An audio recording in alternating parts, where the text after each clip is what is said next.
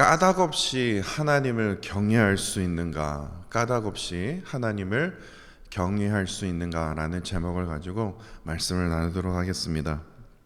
2020년 2월 16일 주일이었습니다. 여러분 기억하시죠? 하나님께서 저에게 6개월의 안식을 이제 갖게 해주셔서 그때 이제 거의 5개월 2주 만인가요? 예, 그때 요한복음 12장 말씀으로 꼭 드릴 수밖에 없었던 마리아의 이 절실함을 하나님께서 저에게 깨닫게 하셔서 다시 이제 회복을 하게 돼서 이제 강단에 서게 된 날이었습니다. 근데 그 날을 제가 잊지를 못하는 그 이유가 여러 가지 이유도 있지만 정확히 한 달 후에요. 무슨 일이 일어났습니까? 이 팬데믹이 일어났습니다. 야, 이거 이제는 예배를 이제 이런 식으로 드려야 되는 거 아닌가? 너무나 황당하더라고요. 이제는 다시 모일 수 있는 게 이제는 불가능한 게 아닌가라는 그런 암울한 생각도 들 정도로 저 스스로도 정말 충격적이었습니다. 그래서 잠을 이루지를 못했어요. 그래서 빨리 이렇게 서둘러 시작한 것이 바로 온라인 예배였습니다. 제 자랑이 아니라 여러분 지금 이게 찬양 성경 봉독 그거 지금 제 혼자 지금 다 컨트롤하고 있는 거예요. 예. 저도 하면서 신기하지만요. 이걸 어떻게 혼자서 이거 예배를 인도할 수 있을까? 찬양은 어떻게 나오며, 말씀은 어떻게 나오며, 카메라는 어떻게 바꿔야 되며, 하여튼 엄청나게 공부를 했습니다. 근데 루이빌 지역 교회들 이제 목사님들 이제 만나서 이렇게 들어보면요, 이 팬데믹 때문에요 큰 어려움을 당했다고 모든 목사님들이요, 모든 목사님이에요, 다 하나같이 그런 말씀을 하시지만 또 김여 목사는 어땠어? 라고 물어보면요, 글쎄요. 이거 이렇게 자랑을 하는 게 아니라 그렇게 어려움은 없었던 것 같습니다 라고 말을 할 수가 없겠더라고요. 진짜 별로 어려움이 없었어요. 올해 1월 2월이었습니다 저희 교회 모이지 못했어요. 모이지 못해서 어느 목사님은 그러더라고요. 저희 교회는 성도가 줄었어요. 헌금은 줄 수밖에 없겠죠. 그렇게 말씀하시더라고요. 그런데 정말 자랑이 아닙니다. 1월, 2월 2달 동안 저희 교회도 문 닫아서요, 또 다시 코로나 확산으로 2022년 시작되자마자 딱 첫째 주일 예배 드리고 나서 그 다음부터 2월 말까지요 모이질 못했어요. 코로나가 갑자기 또 늘어나서요, 확산해서요. 그런데도요 3월 첫째 주부터 다시 시작을 해도 성도들이 줄어든 적도 없고 또한 교회 재정 또한 줄어든 적이 없었다라는 겁니다. 물론 루이빌 교회 성도님들의 그런 귀한 헌신과 섬김이 있었기에 이 모든 것이 가능한 것이었습니다. 그러나 우리가 다시 한번 생각해 보면요, 오직 하나님의 은혜와 하나님의 이 섭리하심 때문에 이 모든 것이 가능할 수 있었다고 저는 믿습니다. 온라인 세팅, 이 예배 세팅에 필요한 이 비용이요, 이게 엄청나게 많이 듭니다. 그렇다고 해서 저희 교회가 무슨 컴퓨터가 제대로 된 컴퓨터부터가 없었거든요. 카메라는 말할 것도 없고요. TV부터 설치해야죠. 여러 가지 비용이 어마어마하게 많이 드는데 이 성도님의 이 헌금으로 이 모든 것이 그냥 단번에 해결이 됐었어요. 이런 성도님의 이 헌신이 있었어요. 또한 코로나 확산이 계속해서 그냥 끊임없이 계속 끝이 안 보일 정도로 심각한 그런 상태에서도요, 어느 권사님은 끝까지 그냥 교회에 나오셔서 대면 예배에 참석해 주시고, 또한 성도님들은 어떻게 하든 온라인 예배에요 쉬지 않고요, 그것도 쉽지가 않거든요, 온라인 예배에 참석해 주셨던 이 성도님들의 이 교회를 향한 이 기도가 있었다라는 겁니다. 이처럼 하나님께서 우리 루이빌 교회를요 끝까지 포기하지 않고 붙들어 주셨던 그 하나님의 이 섭리와 그 은혜를 생각하면요, 지금도요 참 놀랍고, 이거 놀라운 일 아닌가? 이건 기적 아닌가? 이렇게 올 수 있었던 것이 이거 진짜 정말 기적이 아닌가 할 정도로 감사한 일이 아닐 수 없습니다. 제가 왜 지금 이 시간에 제가 왜 이 말씀을 드리는 이유가 바로 이겁니다. 이제부터 집중하셔야 돼요. 이제는요 팬데믹 시대로부터 다시 이제 이전 상태로 돌아가는 엔데믹 시대가 이제 올 것입니다. 아니요, 미국은 지금 엔데믹이에요. 솔직히 말하면요. 팬데믹이 아니에요. 엔데믹이요. 엔데믹이 팬데믹 전의 상태를 말합니다. 엔데믹 상태입니다. 요즘 마스크 하는 사람이 많이 없거든요. 사회적 거리두기요? 이제는 그건 옛날 말 같거든요.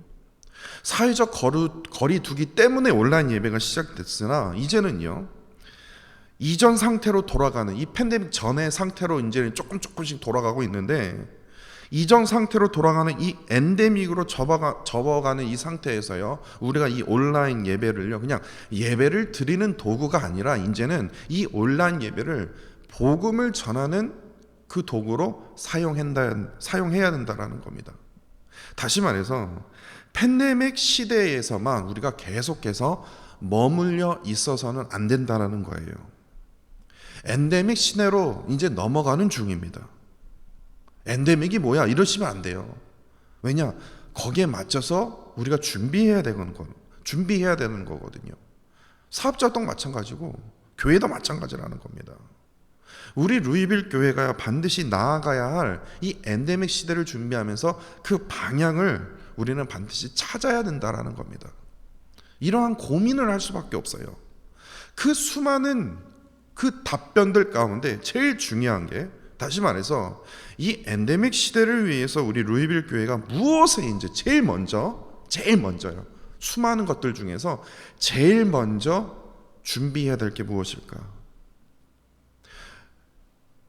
저는 이거를 찾았습니다. 오늘 본문 말씀을 묵상하면서 그걸 찾았어요. 출애굽 세대에서요, 그 세대들이 다 광야에서 죽고 이제 만나 세대로 넘어오면서 드디어 40년 광야 생활 이후에 드디어 이제 약속의 땅 가나안의 그 입성을 앞둔 상황에서 나이가 든 노인이 된 이 모세가요, 이 만나 세대들을 향해서 너희들이 이제 새로운 세대에 접하면서 무엇에 집중해야 하는 것인지를 정확하게 말씀해 주었던 그 기록이 있습니다. 그 말씀이 있어요. 그것이 신명기 6장 12절로 13절입니다. 너는 조심하여 너를 애굽 땅 종되었던 집에서 인도해 내신 여호와를 절대로 잊지 말고 내 하나님 여호와를 경외하며 그를 섬기며 그의 이름으로 너가 맹세해야 될 것이다. 여기서 제일 중요한 포인트가 무엇입니까? 내 하나님 여호와를 뭐 합니까? 경외하기를 힘쓰라는 거예요. 엔데믹 시대, 다시 말해서 참으로 힘겨운 이 팬데믹 시대를 우리가 넘어왔지 않습니까? 정말 힘겨웠어요. 저 같은 경우에는 코로나 그냥 시작되자마자 걸려갖고 와도 저 진짜 죽을 뻔했거든요. 기침하느라고 여기 있는 게 다 나온 줄 알았어요. 그리고 그 팬데믹 시대 여러분들 그 장사하시랴, 손님 그거 대접하랴, 막 학생들, 야 그건 진짜 아주 이게 뭔 세상인지 다시 돌아간다면요 저는 안 돌아가고 싶을 정도로 너무나 힘들었어요. 근데 이 힘겨운 팬데믹 상황을 하루하루 다 이겨내면서요, 그거를 우리가 지치지 않도록 하나님께서 우리에게 지혜를 주시고 또한 우리에게 은혜를 주시고 하나님의 섭리함으로 잘 이겨냈어요. 코로나가 걸림에도 우리가 잘 이겨냈어요. 그 하나님의 그 은혜와 섭리하심을 절대로 잊지 말아야죠. 그런데 여기서 더 나아가서 우리가 무엇을 해야 되냐고요? 엔데믹 시대에 맞춰서 우리가 뭐를 해야 됩니까? 하나님을 경외하기를 이전보다도 더 힘써야 된다는 겁니다. 엔데믹 시대를 준비하는 제일 첫 번째가 그게 무엇이냐?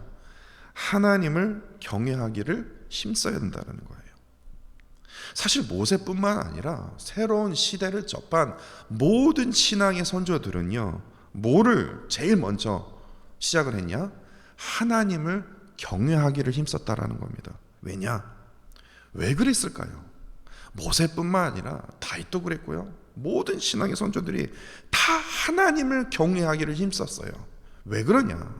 잠언 9장 10절 말씀에요, 하나님을 경외하는 것이 내가 하나님을 믿는 나 자신이 정말 세상에 살기 정말 힘들거든요. 내가 뜻하지도 않는 그런 일들이 펑펑펑펑 터지거든요. 빌 게이츠 말고 누가 팬데믹이 올 거라고 누가 예상을 했습니까? 근데 이렇게 힘겨운 세상을 살아갈 때, 나 자신이 하나님을 믿는 사람이 이 힘겨운 세상을 살아갈 때 하나님을 경외하는 것이 왜 그러냐? 그 경외함을 통해서 세상에 살아가야 할 반드시 필요할 뭐가 있습니까? 하나님의 지혜. 그 지혜의 근본이 하나님을 경외할 때 그때 생겨나기 때문에 그래요. 이것을 알았기에 신앙의 선조들은요, 모세뿐만 아니라 모든 신앙의 선조들은 하나님의 이 지혜로, 이 지혜의 근본으로 무엇을 행했느냐? 자신에게 찾아온 수많은 어려움과 역경을요, 하나님의 지혜로 이겨냈다라는 거예요. 그렇기 때문에 하나님의 지혜, 이 지혜의 근본을 얻으려면 어떻게 됩니까? 하나님을 경외하기를 힘쓸 수밖에 없는 거예요. 새로운 세대가 계속해서 다가온다 할지라도, 그 세대로부터 정말 어려운 역경과 고난이 닥쳐온다 할지라도 어떻게 합니까? 하나님을 경외하기를 힘썼어요. 왜냐? 그 지혜의 힘으로 살아갈 수 있기 때문에. 엔데믹으로 접하는 우리 또한 하나님을 정말 경외하기를 힘씀으로써 우리가 무엇을 얻어야 됩니까? 하나님 경외, 하나님 경배, 여기서 끝나는 것이 아니라 인생의 수많은 어려움과 역경에서 승리할 수 있는 무엇을 얻어야 됩니까? 지혜의 근본을 우리가 사모해야 된다는 겁니다. 이런 의미에서 오늘 본문을 한번 보십시오. 오늘 본문은요, 시편 34편입니다. 근데 이 시편 34편의 표제어를 꼭 봐야 됩니다. 제가 저번 주일에도 말씀 나누기 팀원들에게 제가 말씀을 드렸는데, 시편을 볼 때 꼭 이 시편 34편이 시편이 어떻게 써야 되는가, 어떤 과정에서 썼는가, 이 표제어를 반드시 먼저 봐야 됩니다. 근데 이 표제에 보시면요, 성경에 다 기록이 되어 있어요. 다윗의 이 34편을 썼을 때 다윗의 이 처지가 얼마나 비참하게 보이는지 안타깝게 느껴지지 않습니까? 뭐라고 써 있습니까? 다윗이 아비멜렉 앞에서 미친 채 하다가 쫓겨나서 지은 시. 딱 이것만 보세요. 뭐 이미 34편은 우리가 읽어봤지만 아비멜렉이 누군지도 몰라도 돼요.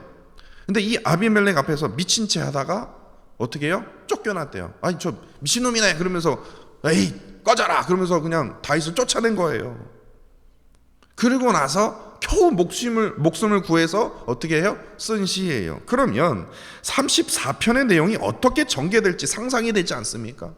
하나님, 왜 제가 꼭 이런 행동을 해야 됩니까? 나를 불쌍히 여겨 주옵소서. 이게 나와야 되지 않습니까? 저 같으면 그런 얘기가 나올 것 같아요. 하나님, 제가 이러한 상황을, 이러한 삶을 제가 언제까지 살아야 됩니까? 도대체 하나님, 제가 이제는 미친 채까지 해야 됩니까? 하나님, 저는 이렇게 기도가 나올 것 같아요. 이런 시가 나올 것 같아요. 아니요, 자신의 이 삶의 이 비참한 이 삶을, 아니 어느 누구도 지금 미친 채 하는 사람이 없는데 제가 꼭 이렇게까지 살아야 됩니까? 저 이러려면요, 이렇게 살 바에 저 죽는 것이 낫겠사옵니다. 이런 고백이 나와야 되지 않습니까? 그런데 34편을 한번 읽어보십시오. 표제어가 없다면요, 이럴 때 이걸 썼었어? 라고 생각할 정도로 어떻게 이런 상황에서 이런 고백이 나오지?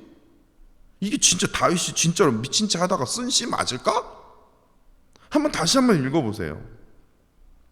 이런 의문점이 생길 수밖에 없다라는 겁니다. 1절과 2절입니다. 분명 미친 채 하다가 쫓겨나갖고 겨우 목숨을 구한 상태입니다. 겨우 목숨을 구한 상태에서 내가 여호와를 항상 송축하며, 뭘 송축합니까? 내 입술로 항상 주를 찬송. 무슨 입술로 하나님을 찬양합니까? 어떻게 미친 채 한 줄 아십니까? 수염에다가 침 질질 흘리면서 미친 채 했다니까요. 근데 뭐 입술로 뭘 주를 찬송해요? 입술로 침밖에 안 나왔거든요. 어떻게 이러한 고백이 나오냐고요. 내 영혼이 여호와를 뭔 자랑을 합니까?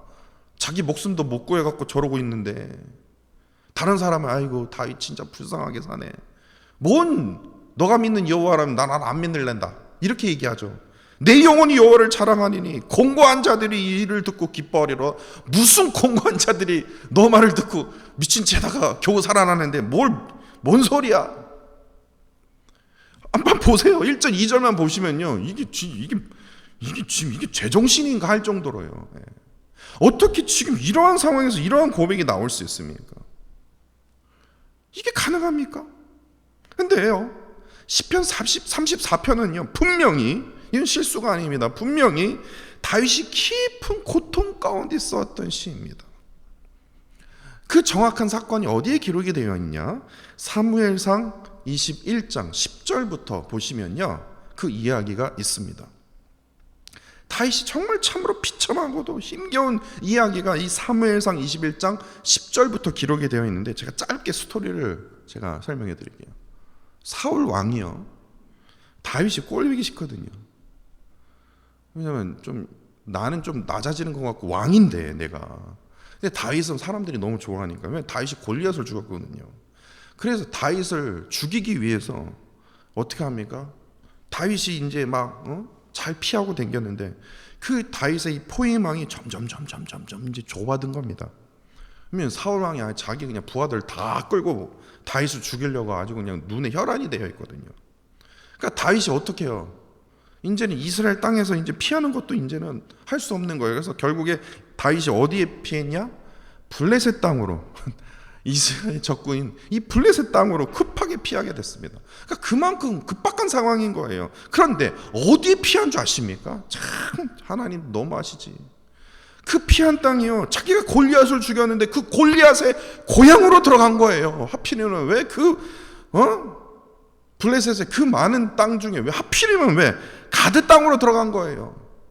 가드 사람은요, 이 다윗이면요 이를 바드덕합니다. 왜냐? 내가 제일 자랑하고 싶어하고 제일 존경했던 이 골리앗 장군을 죽인 사람이 누구냐? 다윗이기 때문에 이 다윗의 면상은요 절대로 잊지 못했던 거예요. 근데 그 가드의 왕이 누구였냐? 아기스라는 사람이었습니다. 이 아기스가 이제 아비멜렉인데요, 이 아기스 왕의 신하들이요, 이 골리앗을 죽인 그 다윗을 단번에 알아봤습니다. 당연하죠. 진짜 내가 최고로 여겼던 이 골리앗 장군을 그냥 이 다윗이 그냥 더군다나 물맷돌로 죽여? 야, 저거 진짜 내가 절대로 잊지 못한다. 내가 꼭 복수하리라. 그랬는데 다윗이 그냥 자기 땅으로 그냥 글로 들어온 거예요. 저 다윗이네? 그러니까 잡아간 거예요. 그러면 다윗이 이제 끝난 거예요. 사울에게 죽은 게 아니라 이제는 가드 사람들에게 이제 죽은 거예요. 사무엘상 21장 이 12절을 보시면요, 분명히 이렇게 기록이 돼 있어요. 다윗은 분명히 가드 왕 아기스를 심히 두려워했다. 심히, 매우 두려워했어요. 당연하죠. 호랑이 굴 속으로 들어가는데요. 그래서 어떡합니까? 다윗이 살기 위해서, 자기 목숨을 구하기 위해서 먼저 미친 얼굴을 하면서 대문짝에 손가락으로 긁기 시작합니다. 나 미쳤다라는 거예요. 대문짝에 그냥 아무 이유 없이 손가락으로 막 긁어요. 그러면 막 소리가 나지 않겠습니까? 좀 뭐 하는 거야? 그랬더니요, 얼굴을 딱 보여주면서 뭐예요? 자기 수염에다가 침을 질질 흘리는 거예요. 이러한 미친 행동을 딱 아기스 왕한테 다 보여준 거예요. 그랬더니 아기스 왕이 활짝 놀라면서, 야, 이 미친 광이를 데리고 왔냐? 야, 아무리 그래도 야, 이게 미쳐버렸는데 야, 내버려둬라. 그래서 쫓아내버린 거예요. 다윗이 오로지 자기 목숨을 살기 위해서, 구하기 위해서, 그 위기에서 벗어나기 위해서 다윗은요 자기 자존심을 다 버리고 어떻게 합니까? 미친 채를 한 것이에요. 그런데 참으로 놀라운 것이에요. 저는 이런 상황이 나에게 닥쳐온다면 하나님 진짜 너무하지 않습니까? 저는 그러고 싶은데 이러한 비참한 상황에도 다윗은 좌절하지 않았다라는 거예요. 왜냐? 자신이 하나님께 속해 있다라는 거에 대해서 절대로 의심하지 않았다는 거예요. 왜냐하면 자기가 이 비참한 상황에 있음에도요 자신의 기준으로 이 상황을 바라보지 않았다라는 거예요. 어떤 기준으로 바라봤냐? 자신이 처한 상황을 믿음으로 하나님의 기준으로 바라보았기 때문에 4절과 10절의 고백이 가능할 수 있는 것이에요. 내가 여호와께 간구하며 내가 내게 응답하시고 내 모든 두려움을 하나님께서 그 상황 속에서도요 건지셨다라는 거예요. 비록 수염에 침 흘리는 미친 짓을 할지라도, 대문짝에 내가 손가락으로 팍팍 그는 그런 미친 행동을 할지라도 하나님께서 나의 간구를 들으시고 내가 그 모든 아기스 왕 앞에서 심히 두려웠는데 그 두려움에서 나를 건지셨다라는 거예요. 그리고 10절을 보십시오. 젊은 사자는 궁핍하여 줄일지라도, 그렇지 않습니까? 가드 사람들은요 진짜 그야말로 젊은 사자처럼요 궁핍해요. 저 다윗을 저거 어떻게 저 삶아 먹지? 어떻게 하면 죽일지? 근데 여호와를 찾는 모든 좋은 것에 부족함이 없으리로다라고 고백할 수 있었던 거예요. 그런데 여기서 아주 중요한 포인트가 바로 은혜의 포인트가 바로 7절과 9절과 11절입니다. 7절, 9절, 11절 바로 다윗이 4번씩이나 강조한 것이 무엇이냐? 경외입니다. 다시 말해서 자신이 말로 표현할 수 없는 정말 참으로 비참한 상황에서도 자신의 기준으로 보지 않고 믿음으로 하나님의 기준으로 볼 수 있었던 것이 바로 하나님을 경외하기를 힘썼기 때문에 그렇습니다. 왜 이러한 상황이 벌어졌냐? 사울 왕의 그 칼을 피해서 이제 골리앗 고향에 그 가드로 피신할 만큼 엄청난 위급한 상황에 있음에도요, 더욱이 그 가드 왕의 이 아기스, 이 아비멜렉 앞에서 미친 행동을 할 만큼 전보다 더 비참한 상황이 계속해서 지금 이어진 것임은 분명한 사실입니다. 그러나 다윗은요, 그러한 비참한 상황이 계속해서 이어진다 할지라도 하나님을 경외하기를 멈추지 않았다라는 거예요. 왜 그렇습니까? 제가 앞서 말씀드렸죠. 이 힘겨운 상황, 이 힘겨운 세상을 살기 위해서 내가 살아남으려면 내가 어떻게 해야 될까? 이건 내 힘으로, 내 머리로 절대로 이것은 내가 지금 적이 사울 하나가 아니라 이제는 아기스 왕이네, 가드네, 가드 사람들이네. 이 상황 속에서 내가 지금 살아갈 수 있는 힘이 무엇이냐고요? 바로 하나님의 지혜밖에 없겠구나. 하나님 지혜를 얻으려면 어떻게 해야 되지? 하나님을 경외하기를 힘써야 되겠구나. 이거 하나밖에 없는 거예요. 참으로 놀랍지 않습니까? 참으로 놀랍지 않습니까? 맞다. 그냥 단지 하나님을 그냥 경외합니다. 아유, 진짜 제가 힘들어서 그냥 무지할 분이 하나밖에 없어요. 그게 아니라 그냥 단지 그냥 신앙심이 좋아서 그냥 다윗이 순수해서가 아니라 왜 경외했냐고요. 이러한 상황에서 어떻게 이러한 믿음이 나올 수 있냐고요. 왜냐? 하나님을 경외하며 하나님의 지혜로부터 내가 이 모든 세상 속에서, 이 힘겨운 세상 속에서 살아갈 수 있는 힘이 되기 때문에 그렇다. 하나님의 지혜다. 하나님의 지혜다. 지금 이것을 얘기하고 있다는 거예요. 다윗은요, 자신이 처한 이 비참한 상황을 벗어나기 위해서 하나님 경외하기를 멈추지 않았다라는 겁니다. 하나님을 경외함으로써 그 안에서 부어주시는 그 하나님의 그 지혜의 근본을 찾기를 간절히 원했다라는 거예요. 하나님의 그 지혜로 자신이 처한 그 상황에서 벗어나 내가 하나님께서 뜻하신 이 참된 승리를 얻고 싶었던 거예요. 이보다 더한 상황이 온다 할지라도, 아니요, 사울왕, 가드 사람들, 아니요, 그 다음 또 세 번째 엄청난 적들이 나한테 다가온다 할지라도요, 내가 뭐가 두려울 게 뭐 있냐? 왜냐?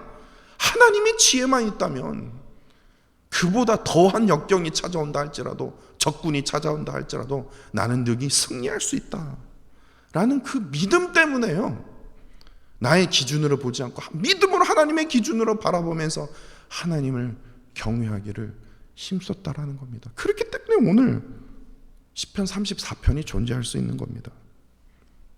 그렇다면 다윗이 오늘 본문을 통해서요, 이제 좀 더 깊게 들어가 보자고요.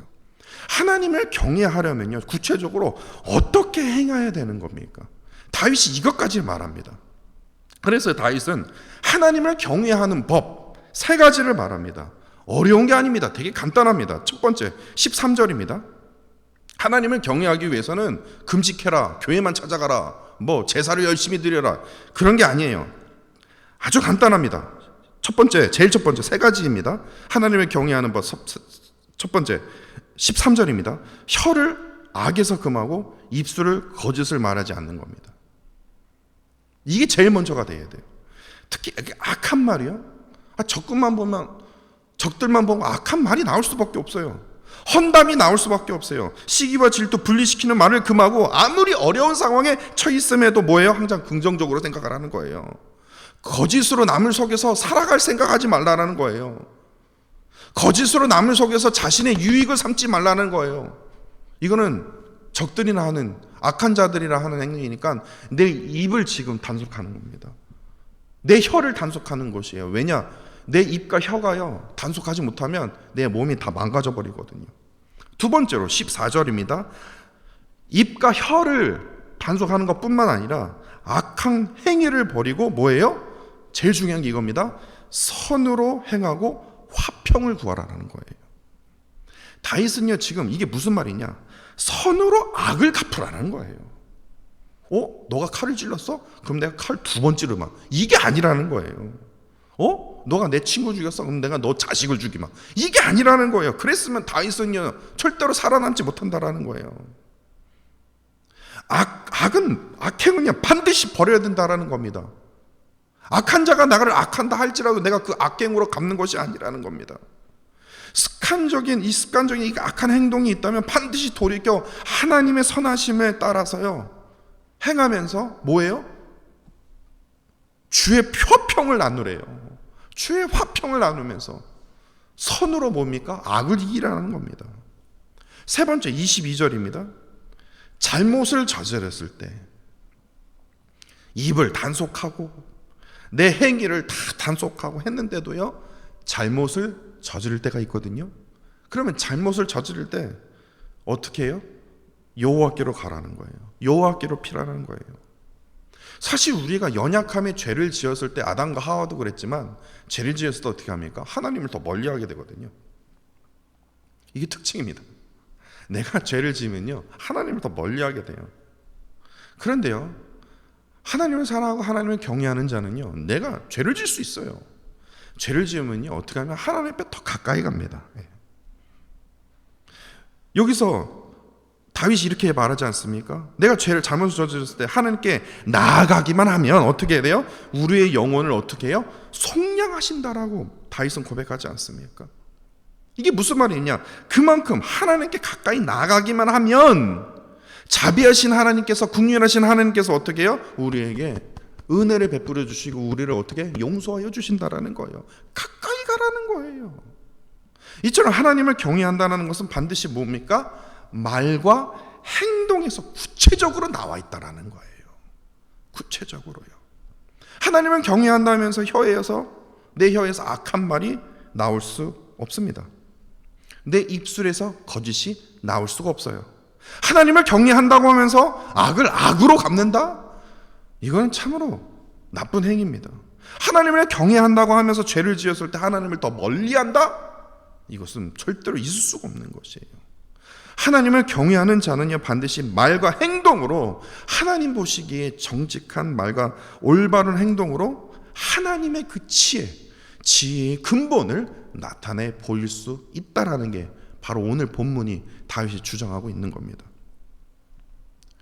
오늘 본문을 묵상하다가요, 갑자기 사탄 마귀가 하나님께 했던 말이 갑자기 떠올랐어요. 그래서 제가 성경을 다시 찾았습니다. 욥기 1장 9절이죠. 사탄이 이런 말을 합니다. 제가 전에도 말씀드렸지만 사탄의 이 질문 앞에 제가 할 말이 없더라고요. 그래, 사탄 네 말이 맞다. 사탄이 이런 말을 하지 않습니까? 욥기 1장 9절에 이런 말을 합니다. 사탄이 여호와께 대답하여 이르되 욥이 어찌 까닭없이 하나님을 경외할 수 있겠습니까? 이유 없이 하나님을 사랑한다고요? 욥이요? 절대로 인간은요, 이유 없이 하나님을 경외할 수 없고 하나님을 사랑할 수 없어요. 하나님, 참 답답한 양반이시네, 이거예요 지금.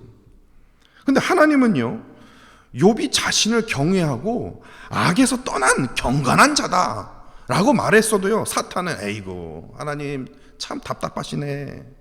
사람은요, 이유 없이 까닭 없이 하나님을 경외할 수 없는 거예요. 그 말에 그래, 네 말이 맞다, 인정하고 싶지 않아서도요, 솔직히 말해서요, 까닭 없이 이유 없이요 하나님을 경외할 수 있겠습니까? 이건 쉬운 일이 아니거든요. 그러면서 10절에 보시면요, 사탄이 더 디테일하게 말합니다. 제가 이렇게 생각하는 이유가, 하나님께서요 욥을 위해서 뭐를 하셨습니까? 울타리를 두르시지 않았습니까? 하나님께서 울타리를 딱 두르시니까 욥이 어떻게 되겠습니까? 욥이 가졌던 소유물이 늘 수밖에 없죠. 아니, 소유물이 늘면 저 같아도 하나님 경외하겠어요? 하나님께서 울타리를 딱 들어주시니까 재산이 늘 수밖에 없죠. 그건 개나 소나 다 하나님 경외하죠. 지금 이 말이에요. 이렇게 주장하고 있는 거예요.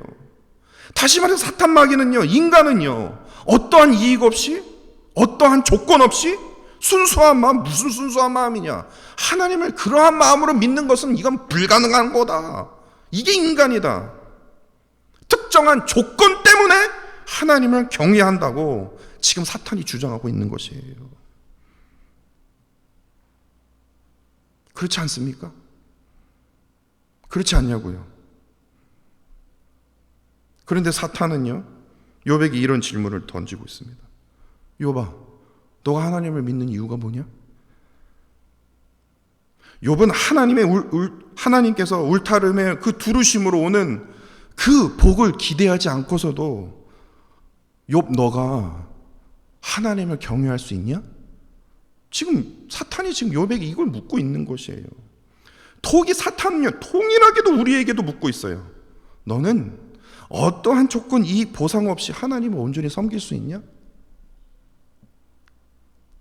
내가 볼 때는 너는 불가능해. 그런데요, 저기 뒤에 있던 다윗이 손을 들고 사탄에게 말합니다. 나는 너도 알다시피 어떠한 조건도 이익도 보상도 필요 없다. 나는 그럼에도 불구하고도 나는 하나님을 경외했던 사람이다. 지금 오늘 시편 34편 읽어봐라. 딤인 거예요. 그러면서 다윗이 이렇게 말하는 거예요. 19절입니다. 오늘 본문 19절입니다. 의인은 고난이 많을 수밖에 없다. 그러나 어떤 조건을 따지는 것이 아니라 그럼에도 여호와께서는 그의 모든 고난에서 나를 건지셨기 때문에 나는 어떠한 보상이나 이익이나 조건 바라는 게 아니라 하나님을 경외할 때 그 하나님의 그 지혜로서 내가 이길 수 있었던 것이다. 어떡할래? 내가 그렇게 살아왔는데. 지금 이런 거예요. 사탄이 뒤통수를 치는 말을 하지 않았습니까?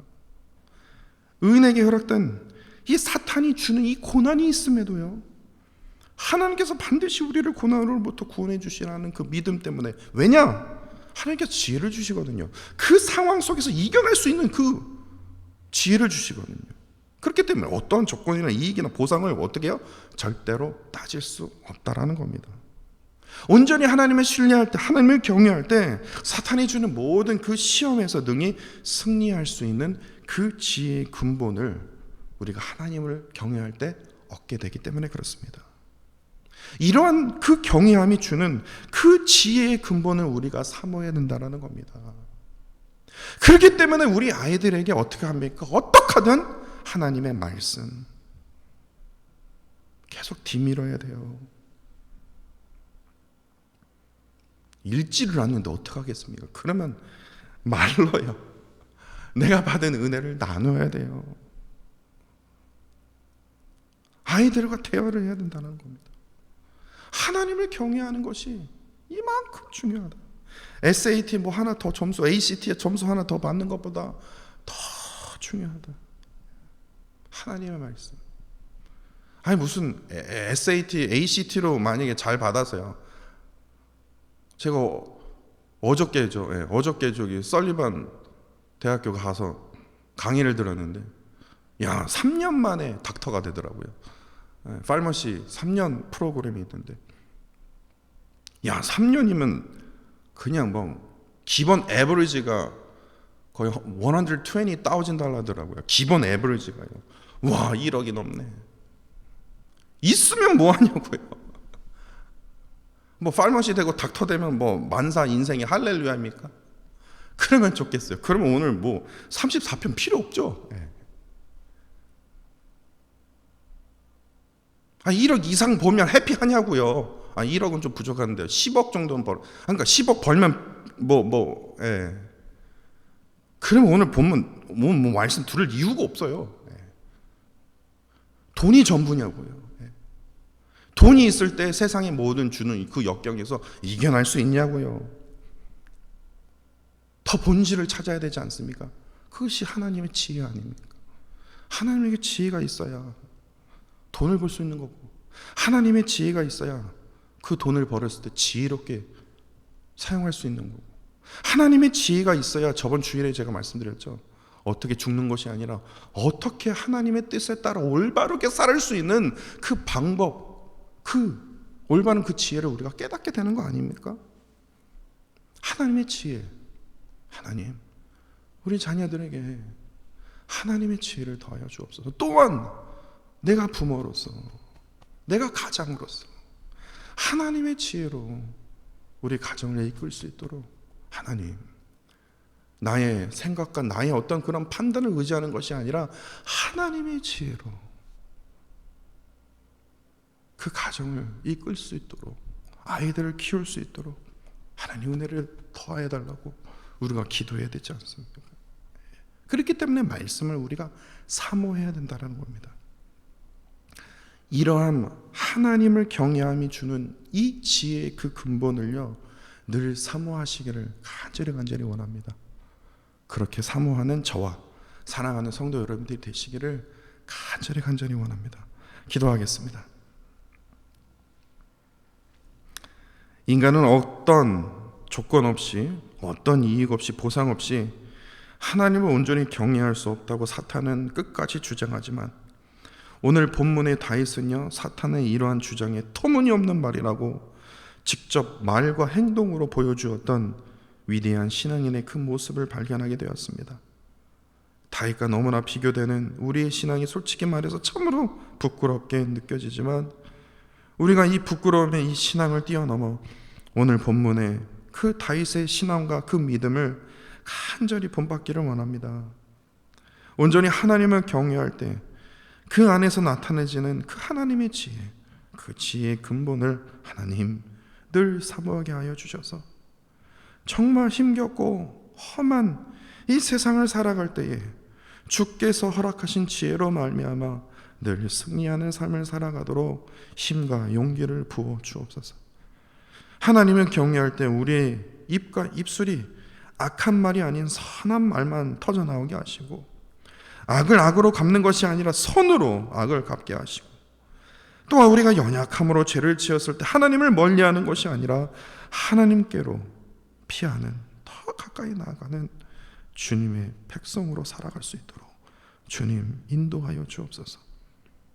더욱이 하나님을 온전히 경외하는 것이 우리의 삶 속에서 가장 중요한 것임을 늘 잊지 않도록 주님 우리를 붙들어 주옵소서.